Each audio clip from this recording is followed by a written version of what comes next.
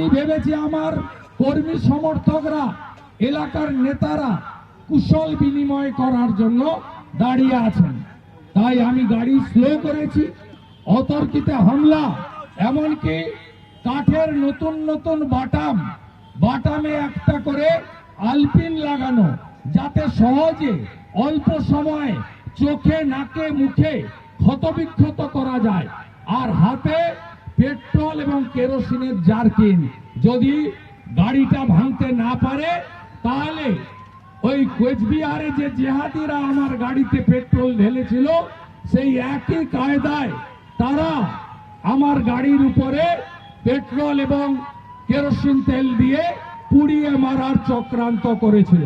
পশ্চিম বাংলার বিরোধীদের প্রধান বিরোধী দল ভারতীয় জনতা পার্টি আগামী নির্বাচনের আগে যাতে সবাইকে শেষ করে দিতে পারে, ছোট আঙ্গারিয়া মডেলে সেদিন হামলা হয়েছে। চিন্তা করবেন না, আমি সোজা করালো। মমতাকে নন্দীগ্রামে হারিয়েছি, ভবানীপুরে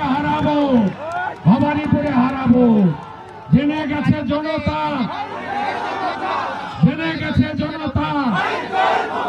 ভারতীয় জনতা পার্টি যাতে সবাইকে শেষ করে দিতে পারে, ছোট আঙ্গারিয়া মডেলে সেদিন হামলা হয়েছে। রাস্তার ধারে যারা দাঁড়িয়ে আছেন তাদের উৎসাহ দেখছে আজকে ওই কর্মসূচি। জনগণ রাস্তায় নেমেছে। জনগণ মেদিনীপুরের ছেলেকে আক্রমণ করেছে। আমি অবিভক্ত মেদিনীপুর জেলার ভূমিপুত্র, দলমত নির্বিশেষে সবার আক্রান্ত হয়েছে। আমি বিরোধী দলনেতা, বিরোধীদের উপর এই আক্রমণ আমরা অ্যাকসেপ্ট করব না। আমি প্রতীক মাত্র, ব্যক্তি মাত্র, কিন্তু গোটা রাজ্যের বিজেপি কর্মীদের উপর আক্রমণ হয়েছে। অতএব এই জিনিস ছেড়ে না হবে না, প্রতিবাদ হবে, প্রতিরোধ হবে, আইনি লড়াই হবে, রাস্তার লড়াই হবে, যতক্ষণ না মমতা ব্যানার্জিকে প্রাক্তন করে সপরিবারে জেলে ঢুকাচ্ছি এই লড়াই আমাদের থামবে না। শুভেন্দুদা, আপনি রাস্তার কথা বলছেন, বামেদের শক্ত ঘাঁটি আপনার হাত ধরে সেদিকে লড়াই হয়েছিল, বাংলার ইতিহাস সেই লড়াইয়ের সাক্ষী আছে। সেই লড়াই শুভেন্দু অধিকারী আবার লড়তে চলেছে।